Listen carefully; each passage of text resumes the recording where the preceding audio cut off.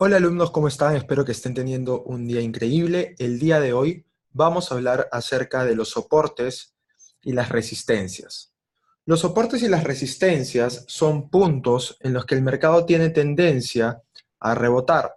Estos puntos son recurrentes y nos sirven para darnos cuenta en qué momento el mercado puede tomar una dirección opuesta a la que está yendo. La mejor forma de entender este concepto es imaginándonos un edificio de 2, 3 o 4 pisos. Entonces, la parte baja, el suelo, que es donde la pelotita va a rebotar, es lo que se conoce como un soporte. Es un soporte porque la pelotita no puede atravesar hacia abajo el suelo. Y la parte alta.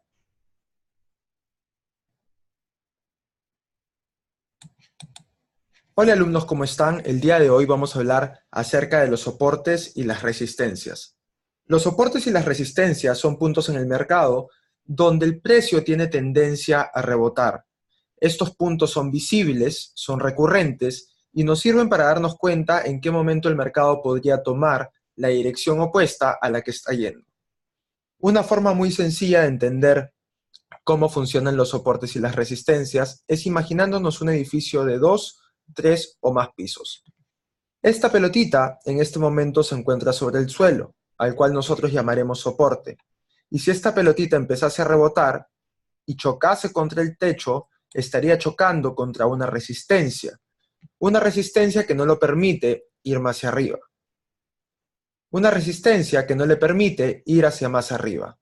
Entonces, si la pelotita rebota, va a tener que volver a rebotar hacia el suelo. Y así consecutivamente, mientras que el precio se quiera mover en un rango de soportes o resistencias. El precio recurrentemente va a hacer esto. Va a romper el techo, va a rebotar y va a buscar una nueva resistencia. De la misma forma lo puede hacer rompiendo el suelo, rebotando y buscando un nuevo soporte. ¿Esto qué nos dice? Que las zonas de soporte son zonas de soporte y resistencia, y que las zonas de resistencia son en realidad zonas de soporte y resistencia también. Entonces vamos a poner un ejemplo de qué pasaría si el precio en este momento empieza a rebotar, toca la resistencia, vuelve a rebotar y rompe esta resistencia. En ese momento automáticamente esta resistencia se convertiría en un soporte y el precio buscaría o otra resistencia o buscaría volver a romper este soporte, convirtiéndolo una vez más en una resistencia para luego volver a tocar el soporte anterior. Si el precio rompiese este soporte, automáticamente se convertiría en una resistencia y el precio buscaría o volver a tocar la resistencia o ir al siguiente soporte. Vamos a ver esto de forma muy sencilla en el siguiente gráfico. De hecho, como podemos ver acá, el precio tiene una resistencia muy marcada en esta área y tiene un soporte muy marcado en esta área también. Entonces, imaginémonos en este momento que el precio se encontrase acá. Entonces, tenemos este punto de acá, como vemos el precio avanza, vemos que busca una resistencia. Y en el momento que toca la resistencia, vamos a ver cómo se comporta el precio. El precio vuelve a bajar buscando el siguiente punto de soporte. Si nosotros continuamos con esta gráfica, nos vamos a dar cuenta que en este momento el precio vuelve a tocar el soporte, vuelve a subir y vemos cómo el precio va a intentar llegar a la siguiente resistencia. En este caso, como vemos, como pusimos en el ejemplo del edificio y la pelotita, el precio rompe la resistencia y dense cuenta lo que hace. Lo primero que busca es tocar la línea de soporte. Esto es lo que se conoce como un retesteo o como un pullback, ¿ok? Entonces, normalmente el precio cuando rompe un área de soporte o resistencia busca tener un retroceso para comprobar si se está formando un buen suelo o si se está formando un buen techo. ¿Esto para qué sirve? Si se está formando un buen suelo, el precio lo que va a buscar es ir a la siguiente resistencia. Si el precio no funciona como suelo, el precio lo que va a hacer es buscar romper este suelo, volver a probar la resistencia para luego irse a la siguiente área de soporte. Vamos a ver qué es lo que sucede con el mercado para que puedan entender a lo que me refiero. En este caso vemos que no funciona como suelo, el precio rompe, hace un retesteo y lo que debería de pasar es que el precio vuelva a la zona de soporte anterior o vuelva a intentar romper el área de resistencia. En este caso, claramente vemos que busca mínimos nuevos y luego el mercado continúa, como podemos ver, rompiendo el suelo anterior, como les mencioné hace un rato, haciendo un retroceso para probarlo como techo y luego el mercado continúa con su rumbo. Nos damos cuenta que intenta romper el techo, pero se da cuenta que funciona bien como techo y el mercado vuelve a formar un nuevo soporte como vemos acá.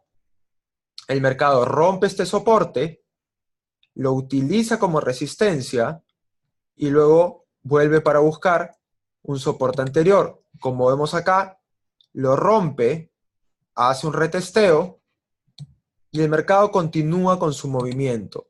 Si nos damos cuenta, es muy recurrente que el precio cada vez que toca un área de soporte o un área de resistencia tiene un retroceso.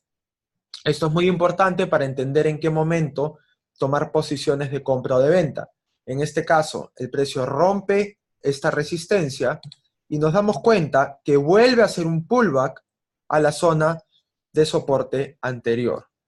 Entonces, ¿esto de qué nos sirve? Número uno, nos sirve para determinar en qué momento es oportuno tomar una posición de compra o una posición de venta.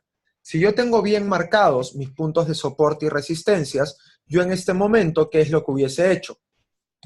Yo hubiese esperado que el mercado toque este punto, si rebotaba, hubiese entrado en venta. Vimos en este caso que rebotó muy poquito y luego rompió. Entonces, en el momento que rompe, yo lo que voy a esperar para tomar una posición de compra es el retroceso que vemos acá.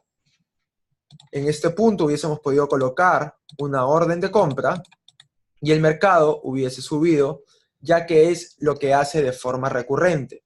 Si nos damos cuenta, en el ejemplo anterior, es muy similar. El mercado rompe el área de soporte, hace un retroceso, y en este momento yo hubiese podido colocar una orden de venta yendo en la dirección en la que el mercado quiere ir. ¿Qué hubiese pasado si es que yo hubiese colocado una venta acá? Muy sencillo, hubiese colocado mi stop loss por encima del área de soporte y resistencia. ¿Qué hubiese pasado en el ejemplo anterior si es que yo hubiese colocado una orden de compra acá? Igual de sencillo, hubiese colocado mi stop loss por debajo del área de soporte y resistencia. Entonces, esta es la forma correcta en la que nosotros tenemos que utilizar los puntos de soporte y los puntos de resistencia.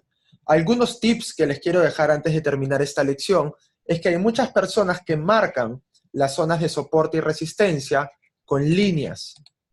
Yo no se los recomiendo porque, como podemos ver acá, muchas veces estas áreas no son exactas.